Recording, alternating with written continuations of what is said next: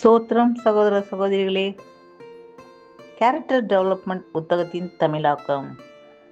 இன்றைய பாடத்தின் தலைப்பு பொறுமை. கேள்வி எண் 9. நாம் ஓயாமல் எந்தவிதமான சிந்தனைகளை மனதில் சிந்தித்துக் கொண்டிருந்தால் நம்முடைய உபத்திரவங்களில் பொறுமையாக இருக்க முடியும். இதற்கான விளக்கம் ரோமர் 12ஆம் அதிகாரம் 12ஆம் வசனம்.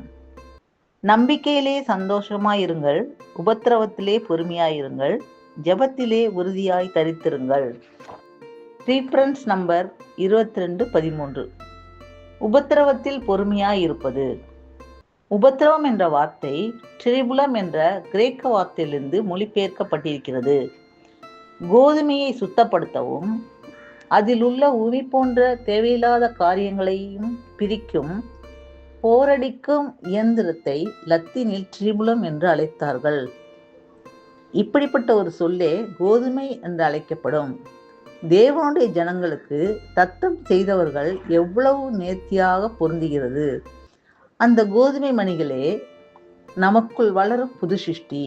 ஆனால் தேவையற்ற உலக காரியங்களை உமி நம்மை மூடிக்கொண்டிருக்கிறது. ஆம், விலை உயர்ந்த பொக்கிஷம் பூமியில் அழிக்கக்கூடிய காரியங்களால் மூடப்பட்டிருக்கிறது. சிறந்த முறையில் கோதுமை மணி பயன்படுத்துவதற்காக களஞ்சியத்தில் சேர்க்கப்பட வேண்டும். ஆகவே ஒவ்வொரு மணிகளும் இந்த உமியை விட்டு வெளியே வருவதற்கு உபத்திரவப்படுவது மிக அவசியமாக இருக்கிறது. இந்த கோதுமையை உமி விட்டு பிரியும் வரைக்கும் இனி வரக்கூடிய தேவ ஊழியங்களுக்கும் தேவனால் அழைக்கப்பட்ட அழைப்பிற்கும் தகுதி பெற முடியாது. தேவனுடைய பரிபூர்ண சித்தத்தை பொறுத்தவரையில் நம்முடைய அபூர்வமான நிலை என்னவென்பதை நமக்கு நன்கு அறிந்திருக்கிறோம். ஆகவே தேவன் எவ்வளவு உபத்திரவங்களை அனுமதித்தாலும் அனைத்தையும் நீடிய பொறுமையோடு சகித்து அதில் மகிழ்வதற்கு ஆயத்தமாக இருக்க கடவோம். நம்முடைய உபத்திரவத்திலும் மேன்மை பாராட்டுவோம். ரோமர் அதிகாரம் 5 3ஆம் வசனம். Reference number 2258. உண்மையில் தேவனோடு உடன்படிக்கை செய்தவர்களுக்கு வரும் ஒவ்வொரு சோதனைகளும், எல்லா உபத்திரவங்களும், வாழ்க்கையின் பிரச்சனைகளும் அவர்களின் குணங்கள் நீதியின் அடிப்படையில் அன்பினால் கட்டப்பட்டிருக்கிறதா என்று சோதித்து நிரூபிப்பதற்காகவே தேவனால் அனுமதிக்கப்படுகிறது என்பதை நாம் நினைவில் கொள்ள வேண்டும். நாம் எதிர்நோக்கும் சோதனைகள், பிரச்சனைகள் மற்றும் உபத்திரவங்கள் நமக்கு முன் ஒரு புதிய வெளிச்சத்தையே கொண்டு வந்து நாம் மேற்கொள்ள வேண்டிய நல்ல போராட்டத்திற்கு துணை புரியும். இப்படிப்பட்ட சின்ன சின்ன சோதனைகள் மூலமாக நாம் தேவன் மேல் வைத்திருக்கும் அன்பையும் பக்தியையும் அவர் நிரூபித்து கொண்டிருக்கிறார் என்று நாம் உணரும் பொழுது நமக்கு வரும் அனைத்தும் எவ்வளவு முக்கியமான வாய்ப்புகள் கிடைக்கும் போதும் நாம் தேவனிடத்தில் வைத்திருக்கும் அன்பையும் பக்தியையும் செயல்முறைப்படுத்தி நிரூபிக்க வேண்டும். இந்த கண்ணோட்டத்தில் பார்க்கும் பொழுது ஒவ்வொரு சோதனையும் நாம் பெறும் ஒவ்வொரு ஆசீர்வாதமாகும்.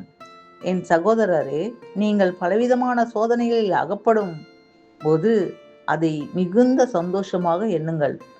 அழிந்து போகிற பொன் அக்னியினால் சோதிக்கப்படும். அதை பார்க்கிலும் அதிக விலையேற பெற்றதாயிருக்கிற உங்கள் விசுவாசம் சோதிக்கப்பட்டு இயேசு கிறிஸ்து வெளிப்படும் போது உங்களுக்கு புகழ்ச்சியும் கனமும் மகிமை உண்டாக காணப்படும். சோதனைகளை சகிக்கிற மனுஷன் பாக்கியவான். அவன் உத்தமன் என்று விளங்கின பின்பு கர்த்தர் தன்னிடத்தில் அன்பு கூறுகிறவர்களுக்கு வாக்குத்தத்தம் பண்ணின ஜீவ கிரீடத்தை பெறுவான். இக்காலத்தில் நாம் அனுபவிக்கும் லேசான உபத்திரவம் வரக்கூடிய கனம் மகிமைக்கு ஒப்பிடத்தக்கவைகள் அல்ல. இப்படியாக தேவனிடத்தில் அன்பு கூறுகிறவர்கள் அநேக உபத்திரவங்களின் வழியாக அவர்கள் தேவன் மேல் வைத்த அன்பு சோதிக்கப்பட்டு அவருடைய ராஜ்யத்தில் இடம்பெறுவார்கள் என்பதை மறுபடியும் வலியுறுத்துகிறோம்.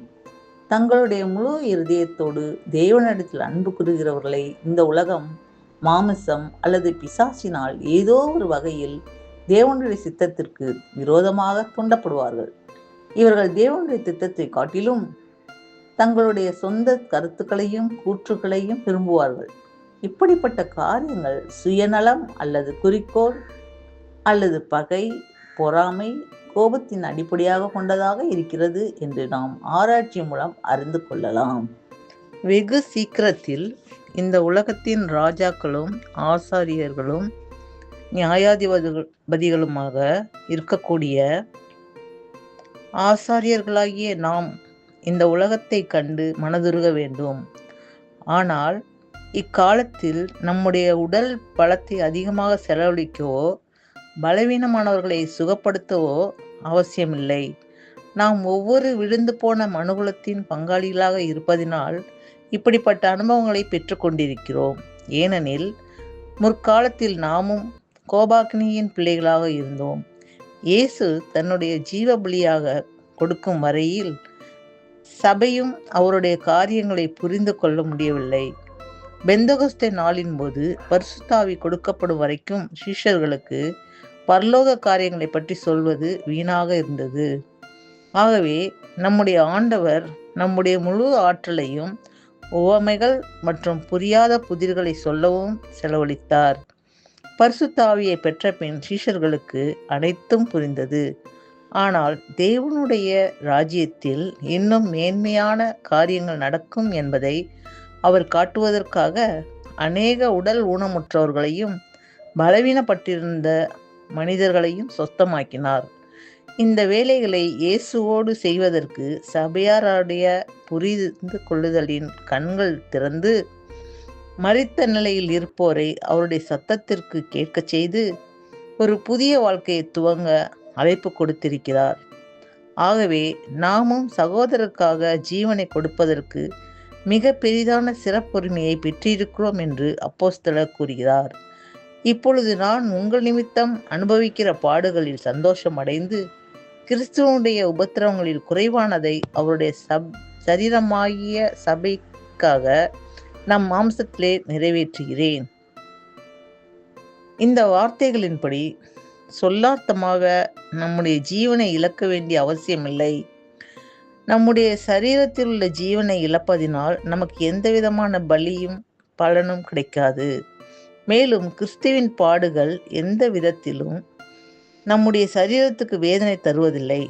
நம்முடைய ஆண்டவர் நமக்காக இழந்த அவருடைய ஆற்றலையும் ஜீவனையும் அவர் நம்முடைய பலவீனங்களுக்காக உணர்ச்சிவசமாக மனதுருகின காரியங்களையும் நம்முடைய பலிகளுக்கு என்றுமே ஒப்பிட முடியாது.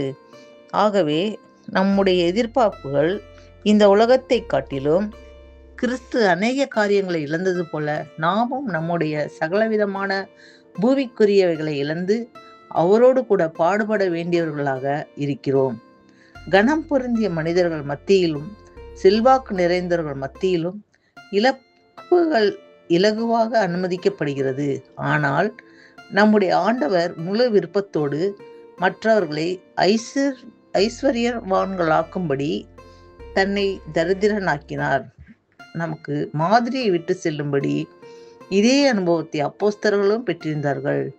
இப்படி இருக்க தேவனால் அனுமதிக்கப்பட்ட தீமேத்தேயுப்பட்ட பாடுகளையும் அப்போஸ்தலனாகிய பவுல் தன்னுடைய சரீரத்தில் பெற்றிருந்த முள்ளையும் ஏன் அனைவராலும் காண முடியவில்லை?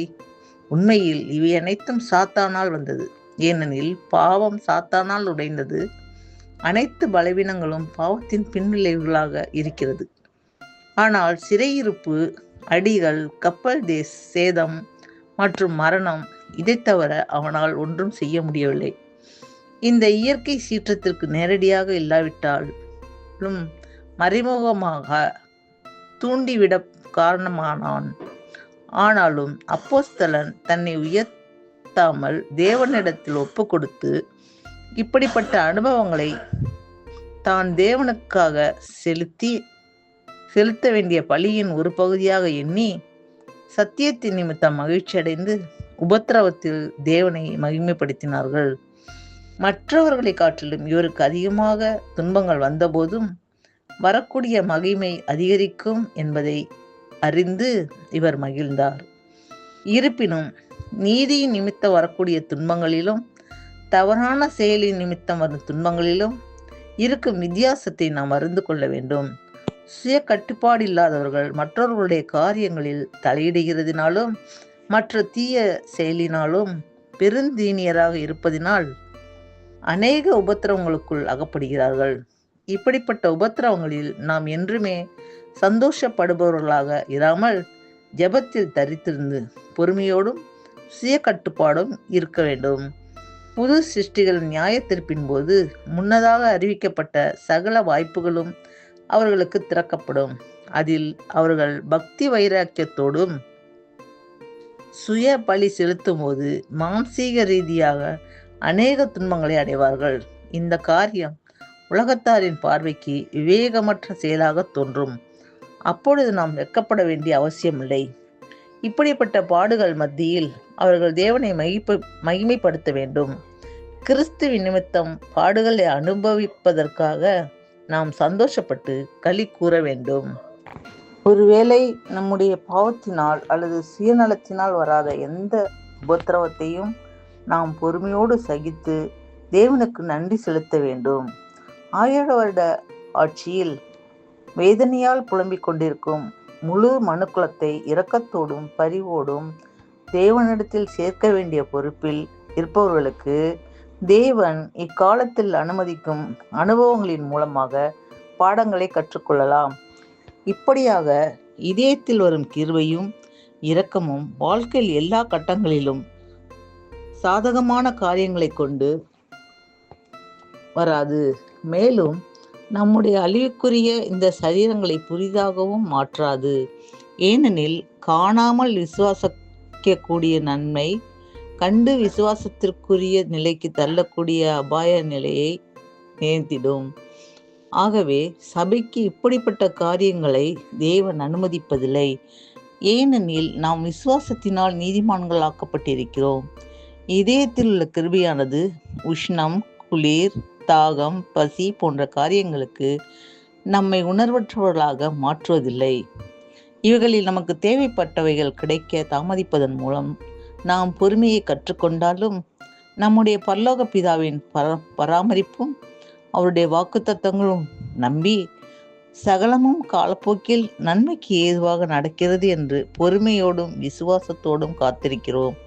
இந்த உலகம் தங்களுடைய வியாதிகளுக்காக வேர்களையும் மூலிகை செடிகளையும் தேடுகிற போது புது சிருஷ்டிகள் எதையும் பயன்படுத்தாமல் இருப்பார்கள் என்று பொருள்படுமா?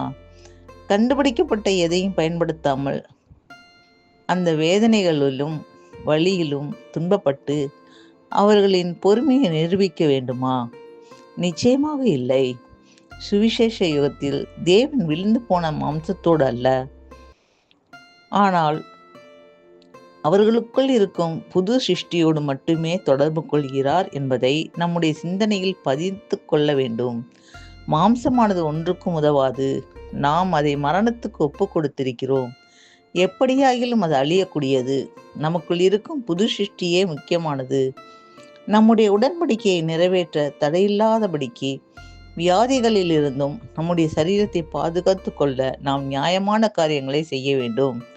உங்கள் சரீரம் பசியோடும் தாகத்தோடும் இருக்கும் பொழுது தேவனுடைய வேலைகளை முழு பலத்தோடு செய்ய தேவையான ஆகாரத்தை அளவோடு கொடுக்க வேண்டும்.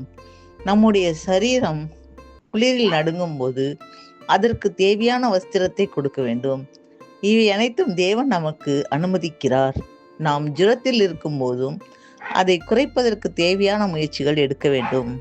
அதற்காக நாம் ஞான திருஷ்டிக்காரர்களும் அறிந்த நிலையை உண்டாக்குபவர்களிடமும் சாத்தானின் உதவியோடு வேதனைகளை போக்க குறி சொல்வர்களுக்கும் நாம் நம்மை ஒப்புக்கொடுக்க வேண்டிய அவசியமில்லை.